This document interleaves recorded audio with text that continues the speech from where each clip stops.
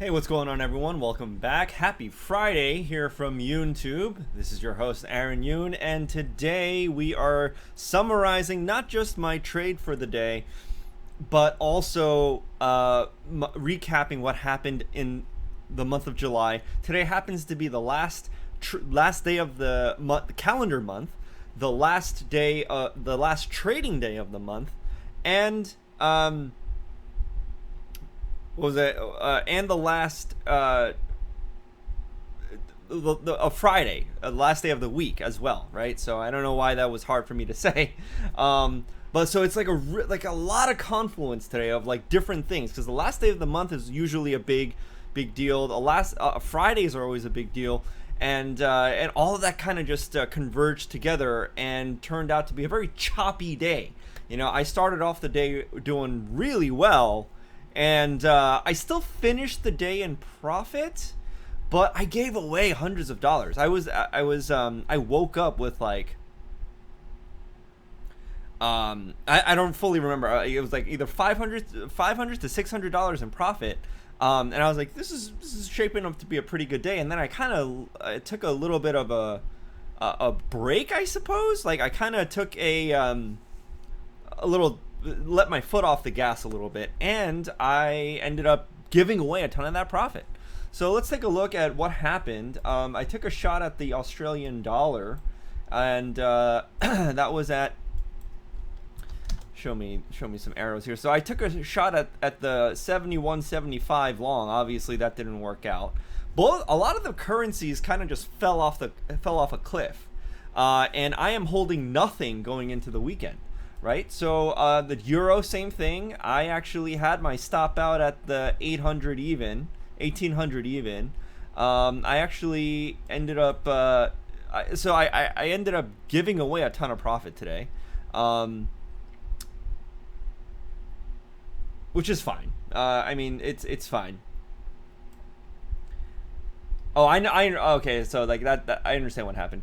I got confused a sec. So I actually had I was in it at the 1750, and I actually took profit, or I got stopped out well, for my trailing stop at around 1880 or so.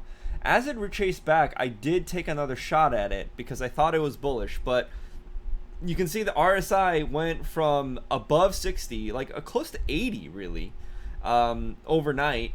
And you know, at the start of the London session, which is right here, right, and it just fell off a cliff all day, and it went all the way. This is the hourly, and now we're sitting at RSI below 40. It just fell off a cliff, steep drop.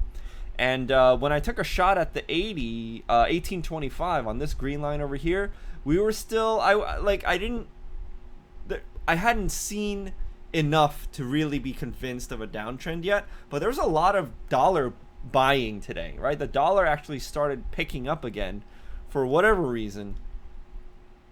I'm not sure what that was, but that was a surprise for me, and I think was a surprise for a lot of people because it shook the market like crazy.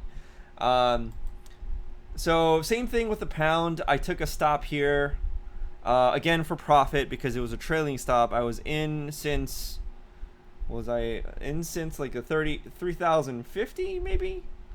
So I took some profit here. I took a couple of $100, and then I took some losses. I actually took a pretty big loss on the Japanese yen because I didn't really understand what I was doing with the Japanese yen, and so this was a really stupid move. And I don't really want to share it honestly, but it's something that I did commit to being honest here, so I will share that. I was chasing price. Once it broke below here, I tried to take a shot at this Japanese yen, not knowing how expensive of a contract this was. So I took a shot, and it also behaves really weird. Like it wouldn't show my order on the screen, so I was really confused, and I didn't really know that I was in. And then I had to open up the TradeStation app on my phone to really understand what was happening, because I saw my account balance fluctuate. So this was a really dumb move, and it's something that I'm probably not really going to look at So I lost like 150 bucks on this, like for no reason, just, other than that I just wasn't familiar with what was happening and what I was doing. Bad idea, bad idea. So I did pay dearly for that.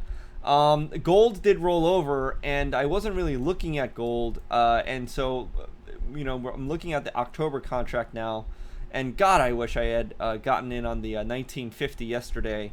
Right, that's the price that we were looking at before, and like it's moving. Gold had a lot more action. I was eyeballing the 1950 on the other contract, on the August contract, and I just kind of just forgot to look at it on the October. So, I mean, gold didn't really take that big of a hit today. I'm going to mark that red to actually keep my eye on it. I also took I took a shot at the Nasdaq today, and this one really pissed me off because I took a shot at I believe on this green line as it was started breaking down after the opening range breakout, and I was like, all right, I'm bearish, right? And I believe that there's really nothing in the way here to get in the way, but I was very like wary of this area, this pause area, but I still put my target at the 106.75, and I was contemplating moving it up 25 ticks, or 25 points I should say, to the even 700, which would have worked out. And I was like, should I, or should I just stick to my rules? Should I just stick to my rules, because my entries and targets tend to be on the green lines, and it came within 20 ticks, right? Pretty close. And then it reversed all the way back up and stopped me out. I'm just like, oh my God. This was like close to, that was a, like a 300 minus $250 move that I just gave away, and I was just like, oh, like, how are you gonna, how are you going to do that to me? But I shouldn't really be that surprised, considering it, again, as I started the video, I said, like, today was the last day of the month, the last day of the week, and the last trading day of the month, all packed into one Friday, right? And so usually there's a lot of motivation from the, a lot of incentive on the institutional level to finish the month finish the month, week, and day, a Friday, on a strong note. And so this really, I'm not sure why I'm surprised by this, because this has bitten me in the ass before. And so it was just one of those things, like, I wasn't really fully engaged in the trading day today. And this was just a painful reminder of that. And it was yeah, I mean, I don't mean to complain too much, right? And it could have, coulda, woulda, shoulda, what are you gonna do? But I did, you can see a second arrow here. I did take a shot back up, and I got some money back. I think I got $100 back of it, just because I was like, because I got reminded. I was like, oh, I forgot. Of course the institutions are gonna try to close on a more respectable note for there's a laundry list of why that actually looks good, but the simplest answer is to present their end monthly balance sheets to be like, hey, we did pretty good today, or this month didn't. It was choppy up and down, but it was about as good as we can go. And you'll see this month was a positive month, right? It could have easily been. This is a monthly candle right here. So it was a positive month. It went from all the way down. We made all-time highs this month. Let's just put it that way. We made all-time highs this month, and we could have easily closed, like, instead of above or close to 11,000, we could have easily closed down here, right? 500 points below that, or 400 something points below where we actually closed, right? It could have easily been down here, right? If we had moved more similarly to how things moved yesterday. So it definitely looks better to show that, and this is just the NASDAQ, obviously, but I'm just using this as an example. It's definitely a motivation for the brokers to say, hey, like we made all-time highs this month. If it's if we're just talking about the NASDAQ. So I took losses on the S&P, same reason, same thing as well, but I didn't actually you look at this. Look at how the S&P closed. This is a daily candle right here. It opened and closed almost in the same area, just like it just took a dip all the way down, and completed almost 2 quarters.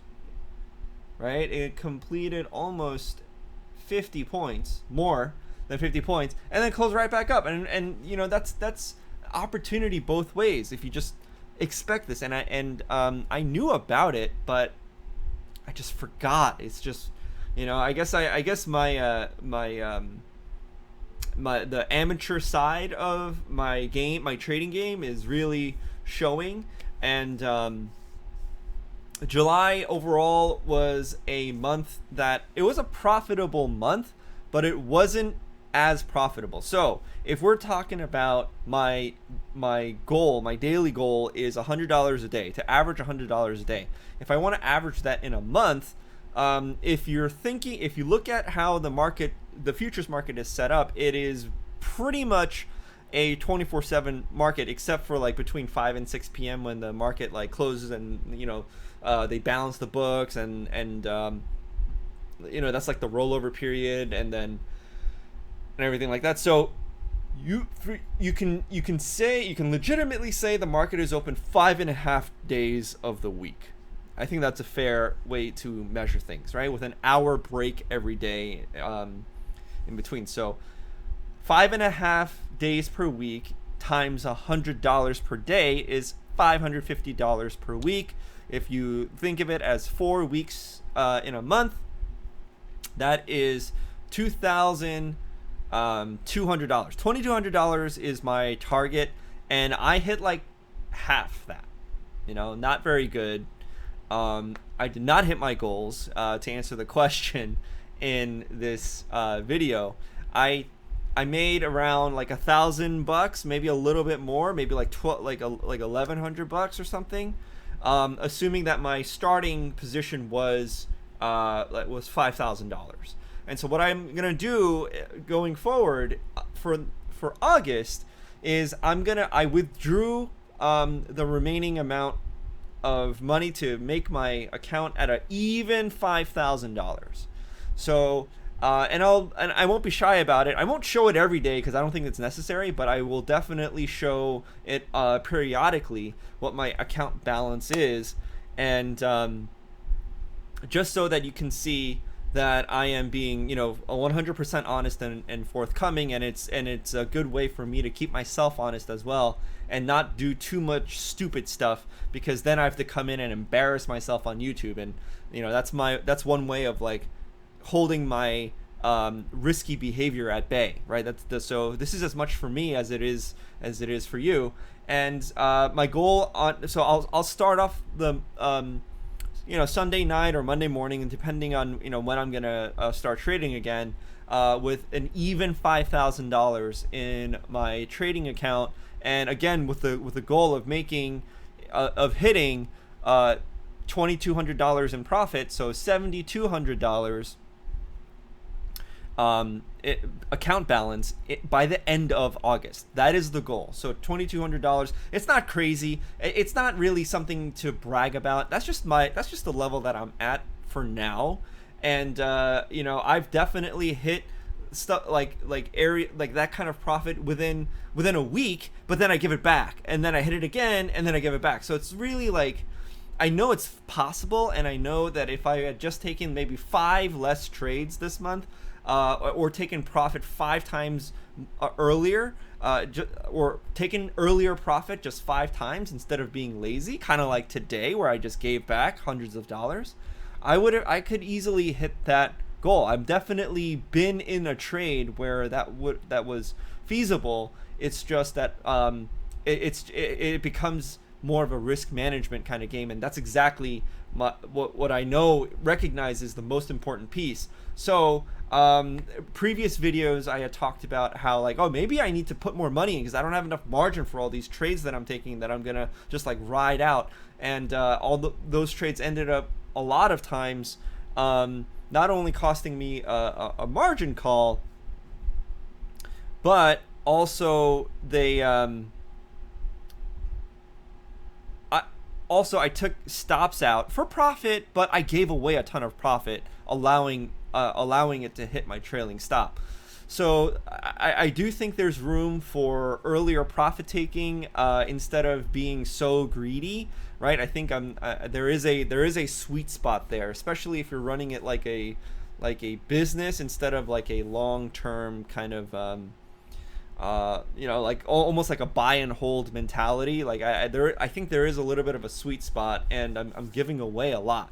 I'm okay giving away some, but in retrospect, I think I gave away a little bit too much this month.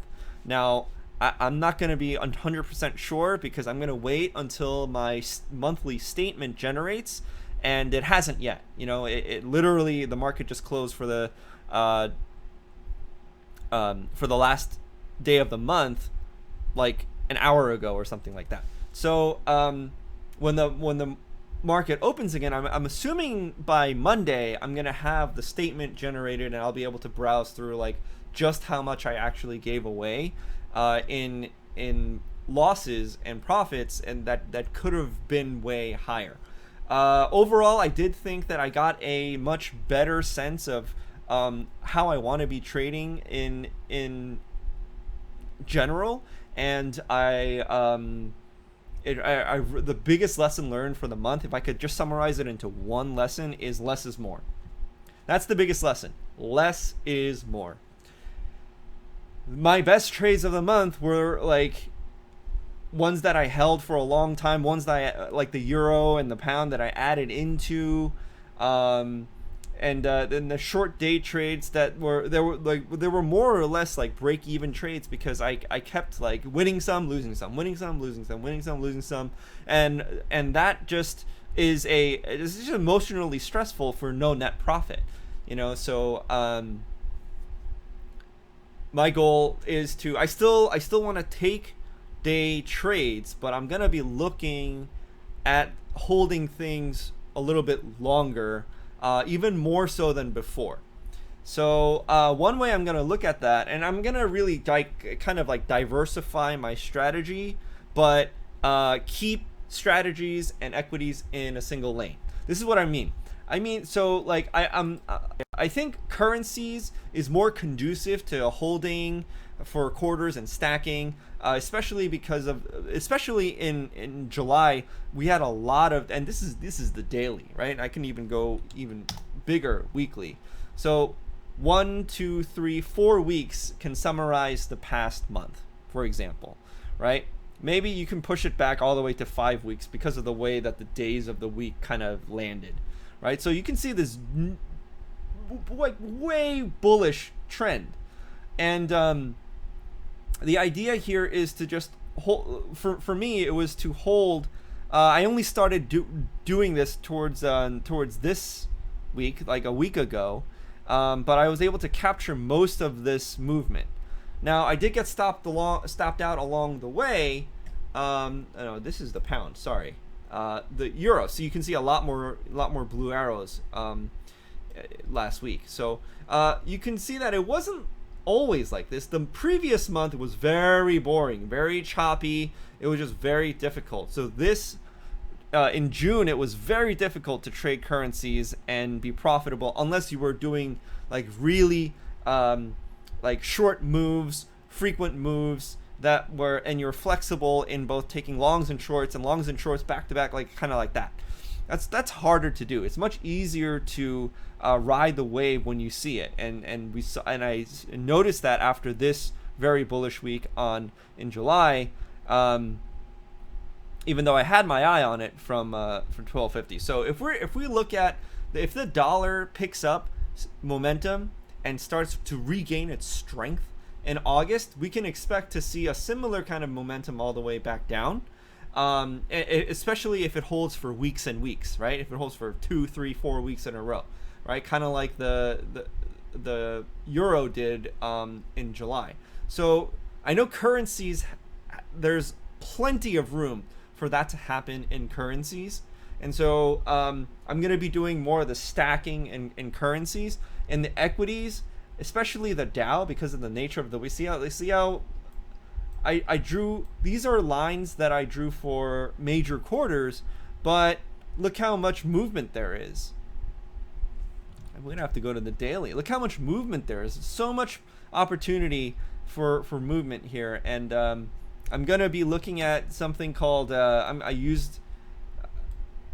put a label up here called Tweezer John Wick. These are just nicknames for 2 different strategies that I've heard about.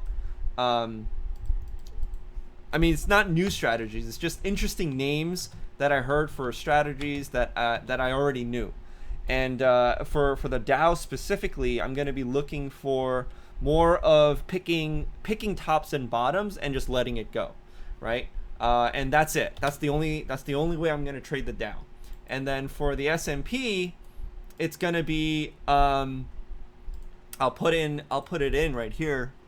The S&P is going to be more for hold on a sec. For breakouts. One of my mentors that I follow does. Let's make it a little bit bigger. Yeah. So one of my mentors that I follow just looks at the daily, and he just sets up a breakout trade above and below a certain price. And I respect him immensely as a trader, so I'm going to follow his lead on that to make it just super simple. And so I'm just going to trade breakouts, as this is my reminder of S&P breakouts. So I'm going to keep this text box here all throughout August, so that you can, if I don't stick to it, you can yell at me, right? Drop a comment or something and yell at me for not sticking to my own guns, right? Not sticking to my rules. But I'm just going to set up trades for as according to this guy that I follow. The energies, the crude oil and the nat gas, I'm gonna be doing a little bit more of the same thing with the breakouts, but not just in the beginning of the day, but also the news, because they do release news 10:30 on Wednesdays and Thursdays. So I'm going to be looking at more for that. But I'm also going to be very wary of like, just like short-term 3-to-1, kind of like, 4-to-1 day trades that you see here. Right now it's really, really choppy. So I've been more or less break even with crude oil. And like, not much love for me with crude oil. But there's a lot of action and it chops up a lot of people. And I think I was definitely one of them for the month of July. Nat gas doesn't quite move quite as much, but I will be taking a similar kind of approach. This doesn't move as quickly, but yeah, so you can see like, this is 15-minute candles, and you can see like there's just no action. But this is also the QG. This is the actual full size contract. This is the mini, so you can see a little bit less action here because they're taking bigger increments. So yeah, this doesn't move quite as much, so there's not as much opportunity here, but it might actually be more, it might be a safer trade to hold for like days, right? This is if I go to an hourly, right, this is a this is a reversal indication right here, right? This candle formation, and it could have taken right at the I would have taken it on the QG 1925, which is a it's not, I didn't draw it here, but it is a big green line off of 75 points below the even 2000, right? The 1925 right here. So that's a big number, and if I had taken that, it's a it's a strong number to bounce price back, right? And if I go back a little further, there was precedent for this being a reversal zone, right? This like strong move down, right? And then you know, weeks later it came back up, another strong move down. So this is something that, I mean, I'll put it right here. You know, look for this is like more quarters on how am I gonna put this? Like, I don't want to put too much text because then it gets just distracting. 4-hour quarters, major quarters, right? Big quarters, major quarters. 1 hour, 4-hour major quarters. That's really what I want to be looking at here.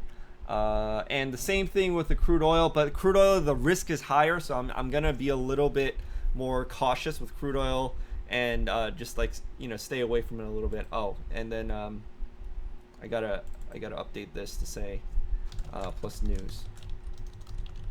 So this is just my way of sharing with you, like, you know, I'm gonna treat different assets and different securities in different ways, yeah, that's it, really it for today. I'm gonna that's what I'm calling for August. So stay tuned. Hopefully August goes a lot better than July did. At least it wasn't a losing month. I'm grateful for that, but I definitely didn't hit my target either. So that's a little bit disappointing, and August is a time to step up my game and get a little bit better. And would love to have all of you join with me. So that's it for my trading vlog for the month of July. Wrapping up, I missed my target. I only got about halfway to my target, and hopefully August is a little bit better. So everybody have a safe weekend, and yes, be safe, stay healthy out there, and I will see you on Monday for another episode of the YouTube trading vlog. Thanks everyone. Have a great weekend.